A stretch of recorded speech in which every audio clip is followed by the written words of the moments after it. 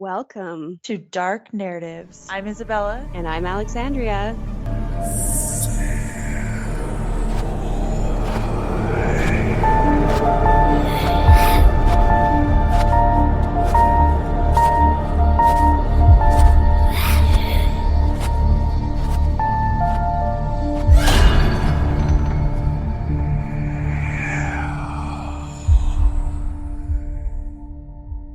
Watched a horror movie the other night by myself. Ooh, love it. The Deliverance. The Deliverance. Why? That sounds so familiar. Yeah, I don't know. It's kind of new. Hold Yeah, on. I feel like I've seen trailers for it. Was it good? I mean, it was a possessed child. Yeah, it just came out in 2024. Okay, so yeah, very new. And then, do you know who Glenn Close is? Not just off the no. She is one of the main characters. But yeah, it gets a bit crazy. It's good. I love watching horror movies. Dylan does not watch scary movies. He does not like them. But I always will watch them because I love to watch TV in bed. So he'll fall asleep and I'll put a horror movie on and just watch it Yeah, while I he used to watch sleeps. it's slower. I would say it doesn't get crazy until about 40-ish minutes in. But Okay. But is it like interesting? They keep it at least. yeah. I mean it's frustrating because it's the mom is getting blamed for things and that there's other things going on that's out of her control. I don't Right. know much. Yeah, maybe Anyways, I'll what watch else it. is going on with you? Nothing really. I don't have much to cover or whatever, and I was just gonna get right But I'm into it. excited to hear about it for what you said. Okay, let's just get right into it then. Yeah. Okay, so first of all, I wanted to tell you about Daryl and Jamie Evans. They were high school sweethearts and very well respected in their community of Aledo, Texas. So that's where we are today. Aledo is a small town. It Okay. might still sound a bit sick. They got married to each other in 1986, having a total of 4 children, 3 girls and 1 boy they named Jacob, who everyone called Jake, born on May 22nd, 1995. By all accounts, the Evans were your ideal all-American family, described as welcoming, friendly, and very devoted to their faith. When the kids were younger, they all attended the Aledo United Methodist Church. In 2011, for some reason, they all converted to Catholicism. I feel like something big had to have happened for them to just switch faith like that. Well, I don't know how similar, I don't really actually know the difference between a Methodist and Catholic. Right. I don't even want to begin to. The family spent a lot of their free time doing Bible studies and going to church, so they were really invested in their faith, as I was saying. They had a huge house. It was in a gated community, boasting 4,200 square feet, so 4,200 square feet. Holy. Yeah, that's big, with 5 bedrooms and 5 bathrooms. And it was on a 2-acre lot. Nice. It included a pool and a pool house. I read over 1,000-foot square pool house Oh my gosh, we on the are lot. so fancy. Yeah, they are living it up. What Apparently, do they do for a living? well, I'll let you know what Okay. the mom does, but I actually don't really know what the dad does. I know that he traveled a bit for business, but I couldn't find out. But anyway, apparently they often hosted pool parties and family gatherings. Also, in the same gated community, the children's grandparents lived across the street. Oh, okay. In a And gated. also in the gated community, yeah, like Okay. literally they were the house across the street. Wow. And Jake's grandpa was a retired police officer after 27 years on the force. So pretty safe, right? Yeah. It was a safe upbringing for all the kids and the family. It was this gated community. They were surrounded by family. The grandpa's an ex-cop.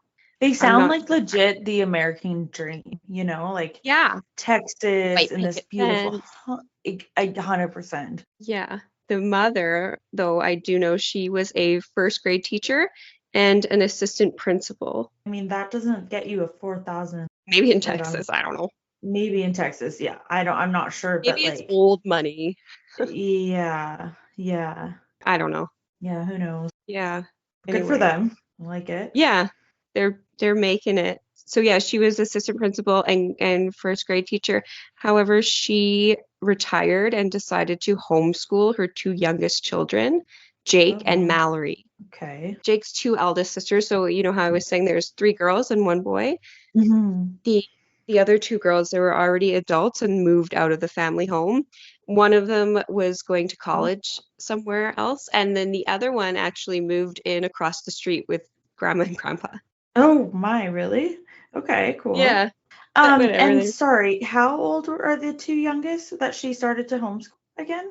Mallory was 15 and Jake 17. So what? So taken out of high school to homeschool. Yeah, and in 2010, Mallory was 13 and she started homeschooling her. And then 2 years Okay. after that, she pulled Jake out. So yeah, she pulled Jake out on his last year of school because he was 17 Oh wow, when okay, she. It is because we don't know why she did that. that's very interesting. That's just a very odd move to make for everybody. And Mhm. I don't really know how well that would be taken by teenager. Do you know what I mean? Yeah, or if there was something going on and she was Yeah, I feel starting like to something had to have notice. happened. So he did Okay. go to high school right up to the end, and Jake's friends described him as a good golfer and a quiet and reserved teenager who mostly kept to himself. A former classmate said, quote, I really liked him. The nicest kid, quiet, shy, kept to himself. I liked that about him.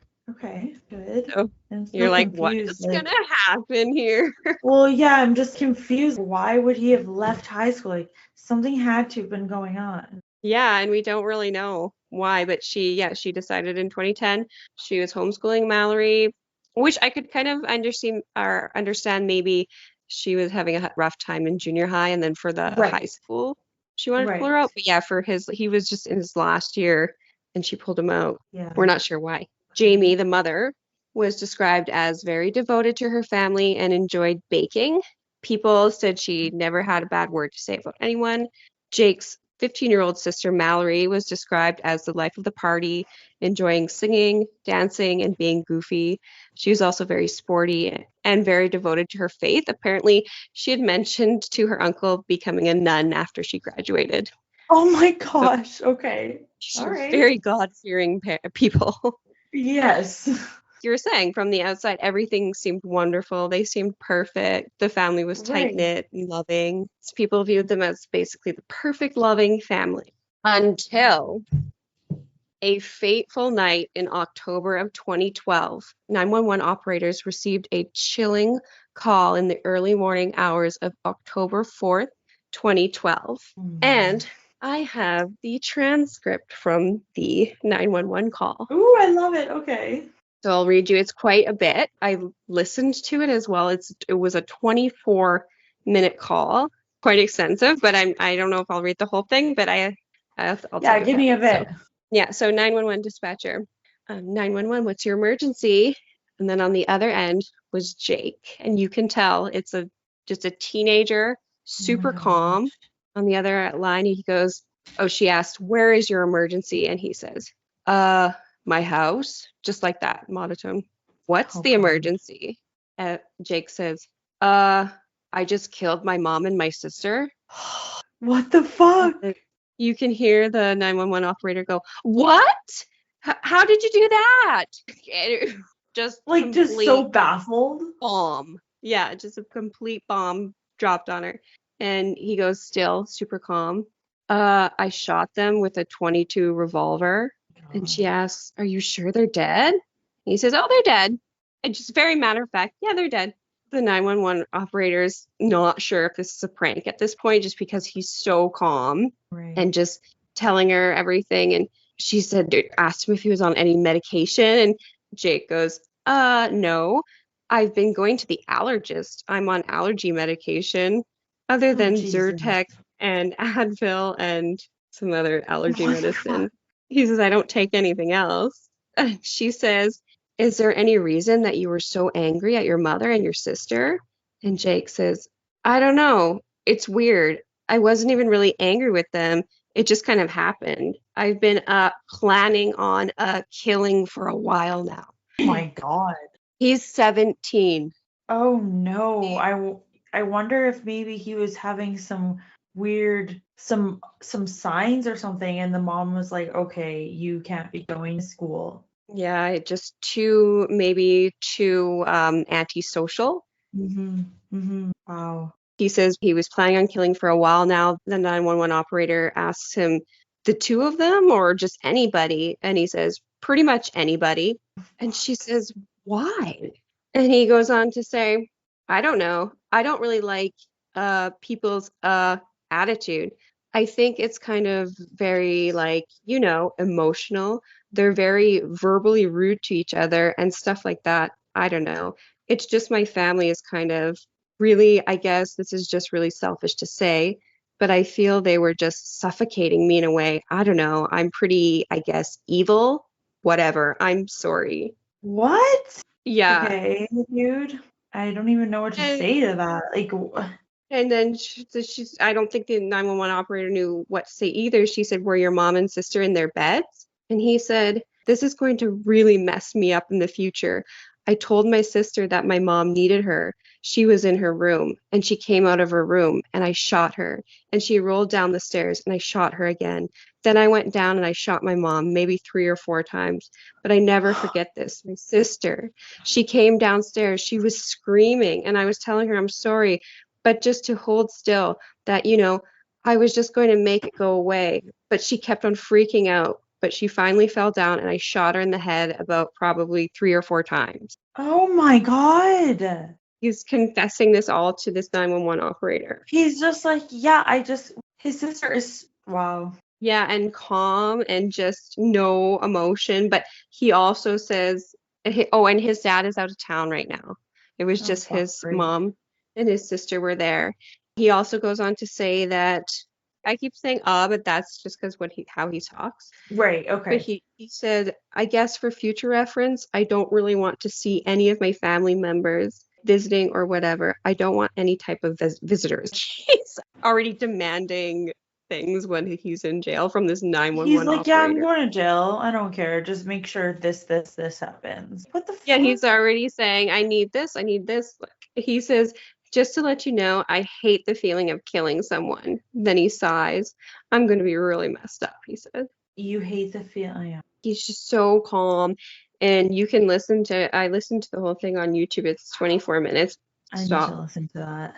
And then she says that deputies are coming and they're going to help you. And she makes sure that he doesn't want to kill himself. And he was saying how he was afraid of guns now. And he just doesn't want to touch the gun anymore. So he's not going to hurt himself, basically. And then the 911 operator asks him for the gate password to get into their community.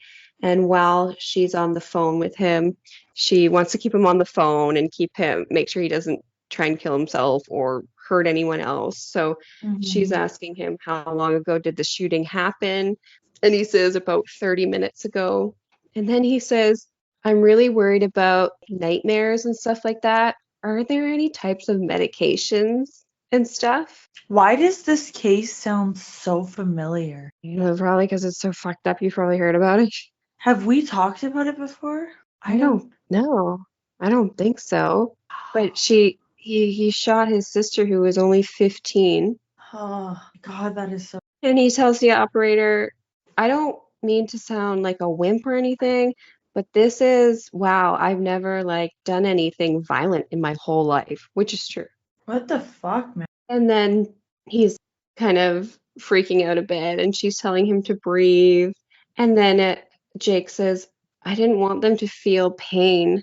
That's why I used a gun, but everything went wrong. So then at the end here, after this 24-minute call is starting to wrap up, While the 911 police are operator, on their way and everything. yes, yeah. 911 operator says, Jake, what I want you to do is walk outside, but when you're walking outside, stay visible. Don't walk behind any furniture. When you open the door, put your hands up in the air. Just walk very slowly. Walk outside and keep your hands visible. All right, sweetie. I'll talk to you later. Like, Just, I guess, trying to so, keep him really calm. yeah, they don't know what the fuck just happened. Right. He puts his phone down, he says thank you, and he walks out willingly, and the police officers apprehend him and take him in. And this is where he writes his full confession, what happened that I day. feel like in that moment, he's like, okay, yeah, thanks for coming to clean up this mess I made. Yeah, and then he's asking for medication. He's like, hey, just put me away now and I need medication to Like he go wants to to just go sleep. to a insane asylum and just be hopped up on meds the whole time. Okay, now I am going to read verbatim. It says exactly leading up. He fucking confesses his whole day prior, what happened, where, what, everything. Here we go. I had just gotten home from the allergist and having lunch when I started watching Rob Zombie's Halloween. In the movie, a 12-year-old boy murders his stepfather, sister, and his sister's boyfriend. It was the third time this week that I watched it. Oh. While watching it, the third time, that's too much. Yeah, like what are you Um, trying to get from this? yeah, have you seen the Rob Zombie No, Halloween, no, his remake? I need to no. watch it now, or we need to. Maybe that's something you'll Yeah, watch we when should. I'm sleeping tonight. Yeah, yeah. Okay, it was the third time this week that I watched it.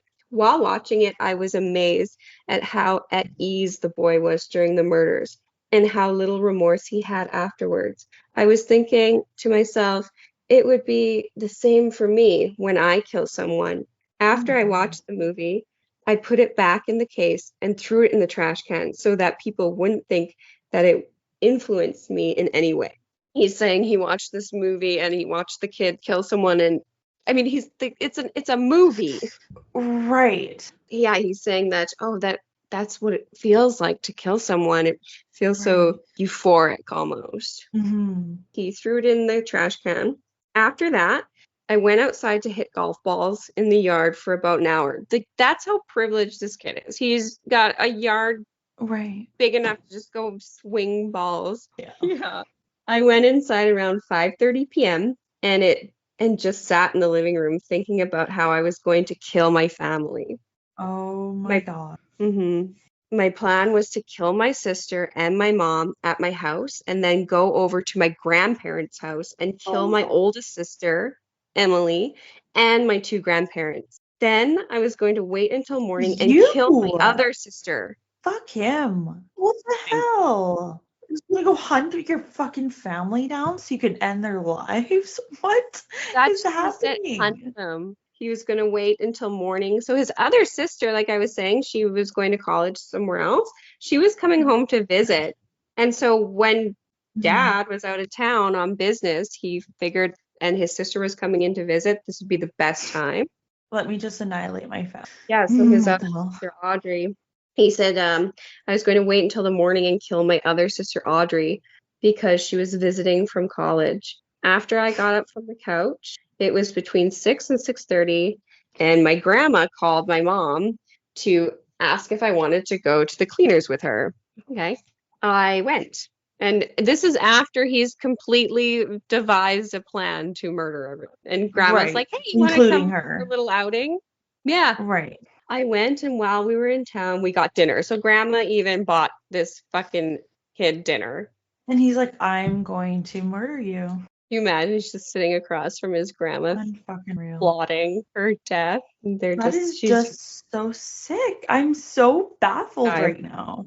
Yeah, we made a quick stop at the post office and then she dropped me off at my house. I took my dinner to the pool house and watched Oh. Family Guy for a bit. And you decided not to eat it with her and go sit in your little pool, in your big pool house. In your big pool house and watch Family Guy. I'm very confused about this guy.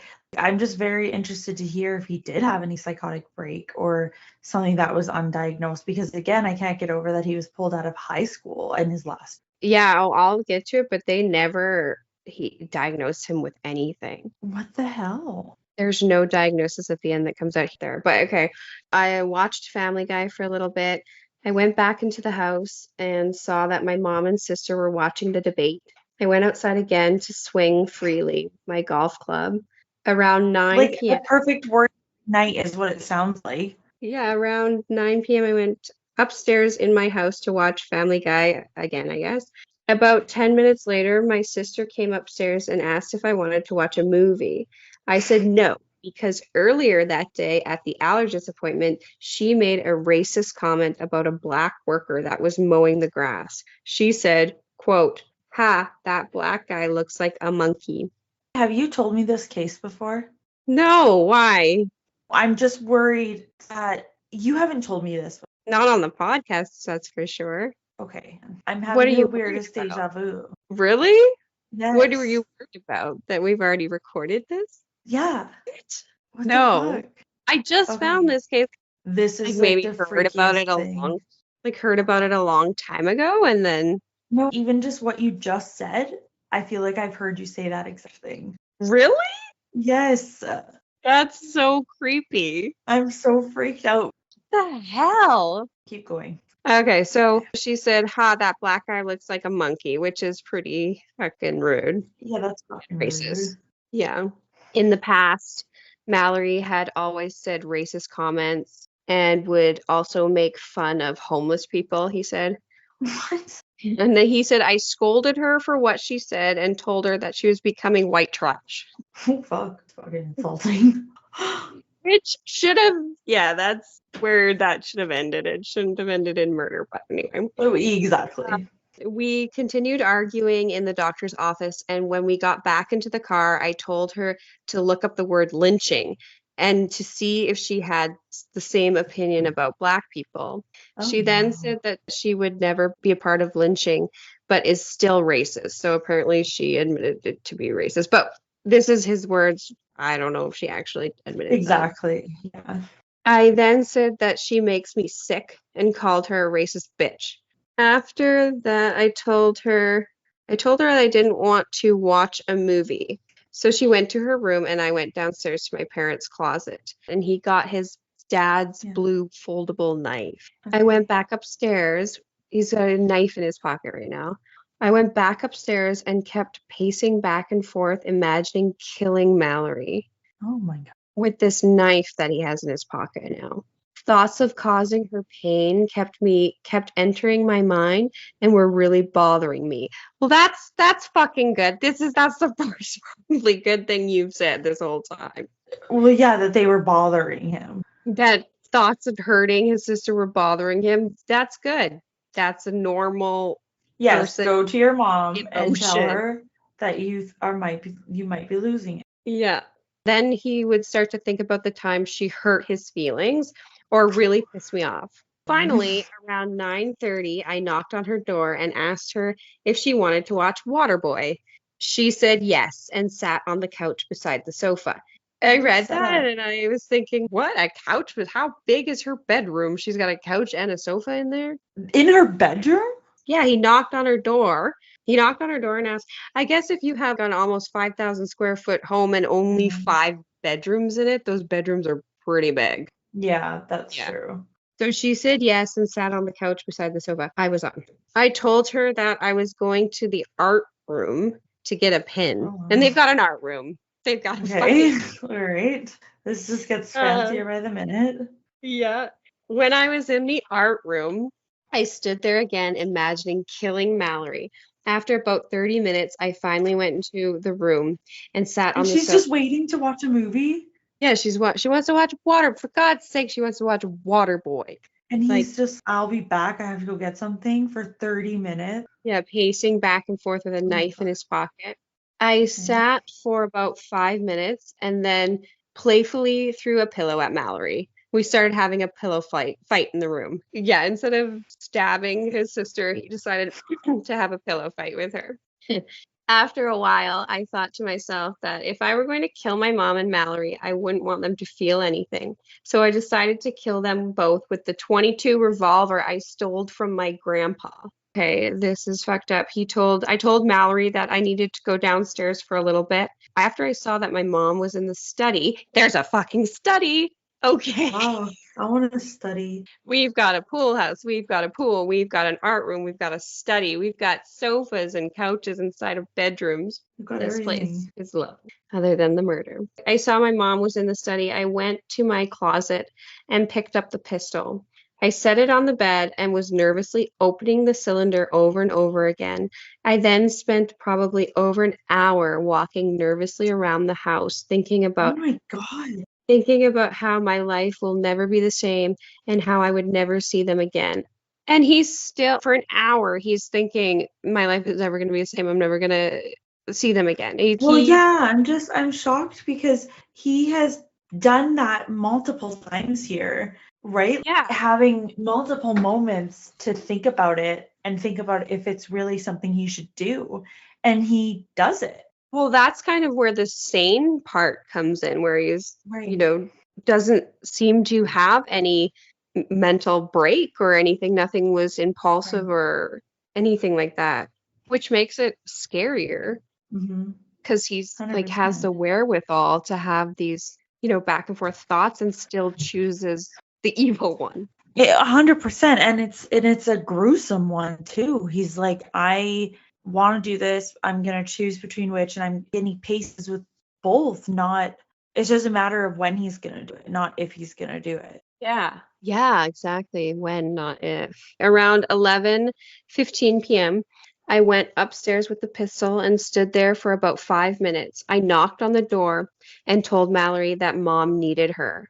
She came out and out of the corner of her eye saw me pointing the gun at her. She thought I was joking and told me that I was freaking her out. So he coaxed her out. This makes me so sad. You would never think in a million years that your brother would call you and you'd enter your room to find him pointing a gun at you. He said mom needs you, and she came out of her room thinking, Right. oh, okay. That is He just devastating. He shoots her in the back and then in the head. I ran down to the study and I shot my mom 3 times. In shock, I ran to my room and I was screaming at the top of my lungs that I'm really messed up and that I killed my mom and sister. I emptied the shells on my bed, and that's when I heard a noise and realized that Mallory was still alive.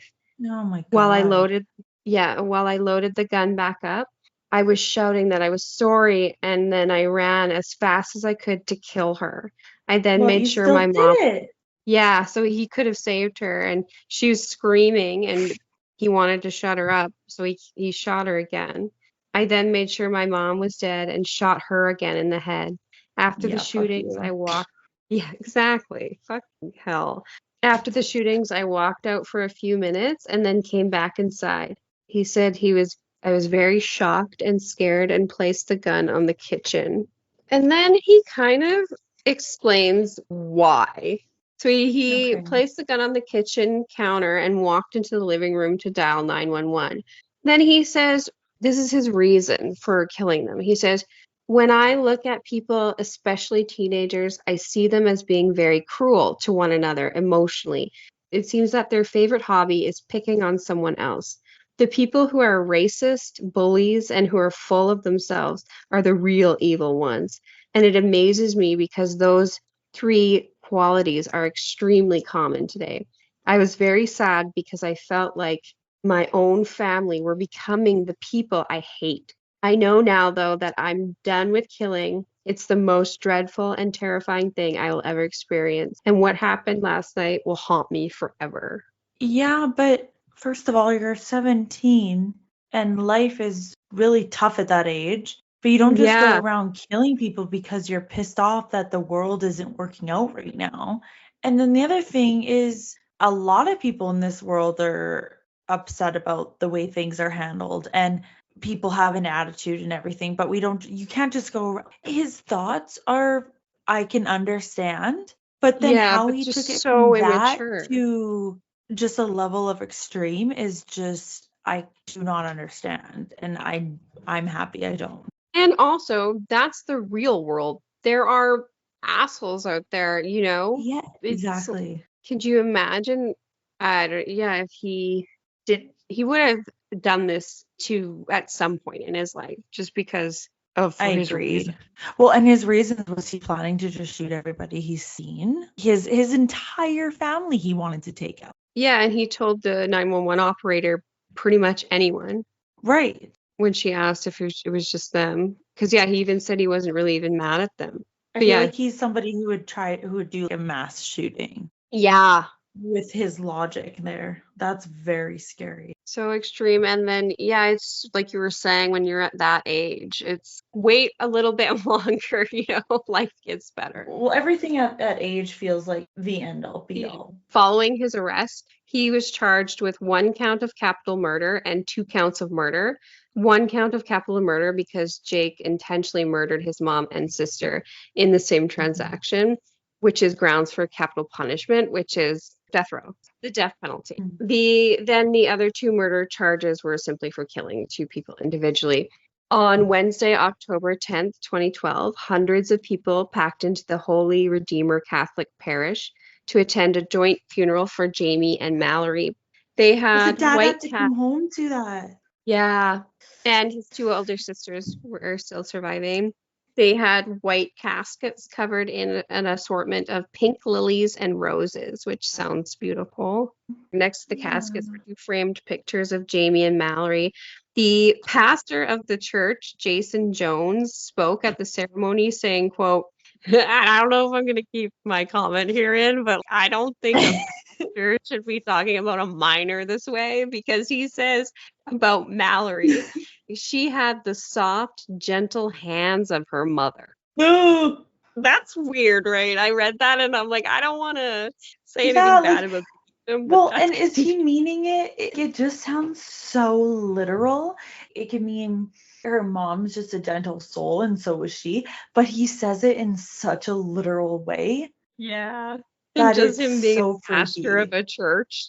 Yeah, exactly. Yeah, no kidding. Jamie and Mallory, he said, if we had to count the ways we love you, we'd be here forever.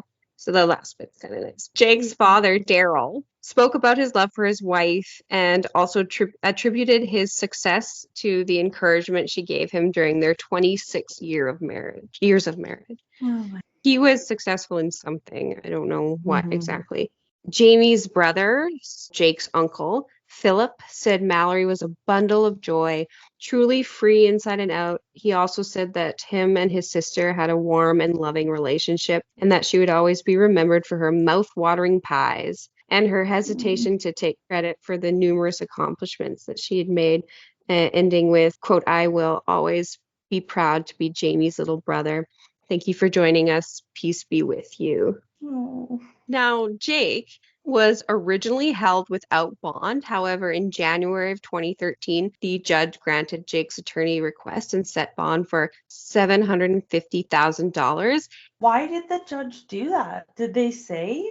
Well, his attorney asked for him to have bond. I think it's because he was a minor at the time and also had zero priors. He was Right. so yeah, Right. they set a bond, but he sounds pretty fucking violent to me. Well, yeah, that's kind of scary. It sounds like he would do a mass shooting because he's like, yeah, I literally would kill. I don't like the way society is, and I was gonna kill anybody.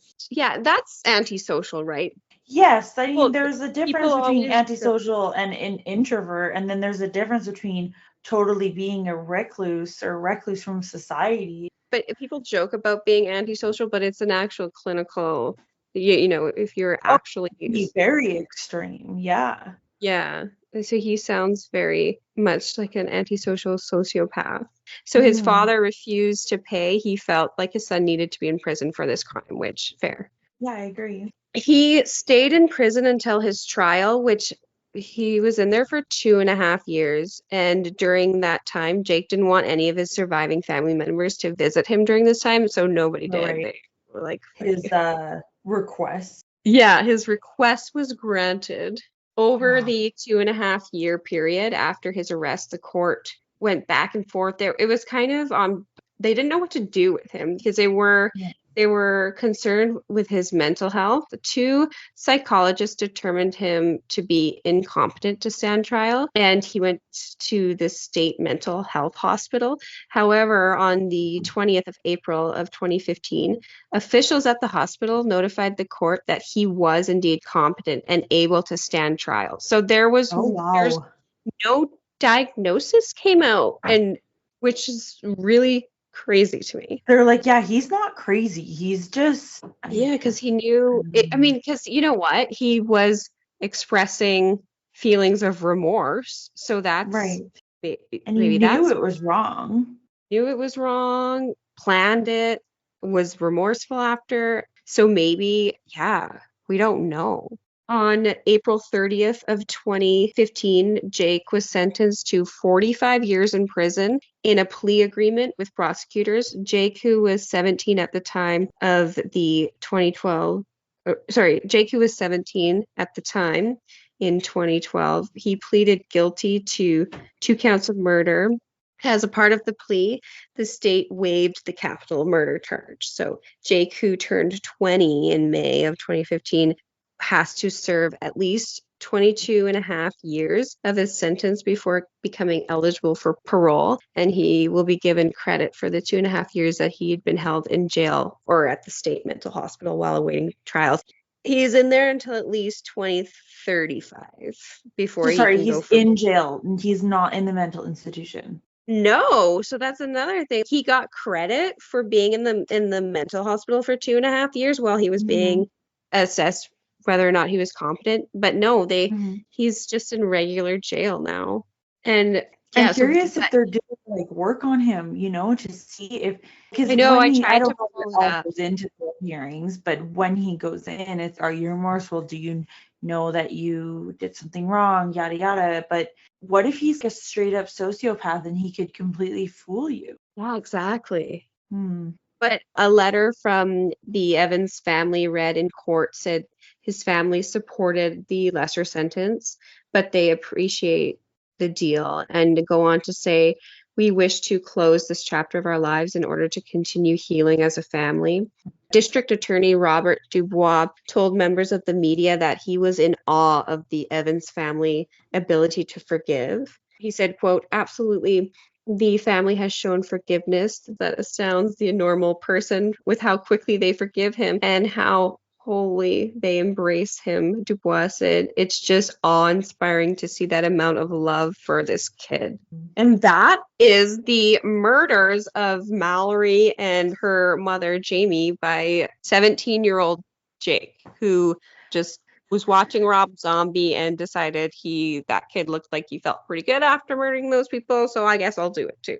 That is so confusing. Not you confusing, but him, he's so confusing and scary. This was just the most senseless thing. Yeah, extreme. Yeah, he even admitted to saying that he wasn't even that mad at them. He just wanted to know what it was like to kill someone. He wanted to know. And so he did it. After so much contemplation too. Right, he thought about it for so long. He even sat beside his sister watching a movie, and that's what he was thinking about. And then he's, I'm not going to do it now. I'm going to go pace again. And then sees his mom and is, okay, what if I do this? Yeah. And then even earlier in the day, his grandma brought him out for dinner. You'd think you'd start to think, hey, my family's not that bad. And it's interesting, too, because he kills his mom and he kills his sister. But his plan was to kill pretty much his whole family minus his dad. But right after his sister, he decided that was it. It's like he thought about it before he wanted to go to an incident. Well, because he killed his mom and his sister, and then after that, he says he got freaked out by the gun. Oh, right. I wonder if it would have been different with a knife, because that's what he was going to do first. I bet you if he stabbed them, he'd start hearing them screaming and freaking out. He'd probably, I don't know, they probably would have survived because it's hard to, you have to stab them in the right. Because he has to fight them off. Yeah. Wow. I don't like that he's going to be eligible for parole one day. Yeah, in 10 years. And he'll still be quite young too. Okay, well. Oh, yes, you can find us on TikTok and Instagram at Darknarrativespodcast. And you can email us at darknarrativespodcast@gmail.com. Oh, yeah, and don't forget to rate us. Yeah, don't forget to rate us, leave a comment, or send us an email. Send us any spooky stories you have or anything. Other than that, we will have a case next Thursday. And that's it for this week. Remember, it's a dark world out there. See you creatures next week.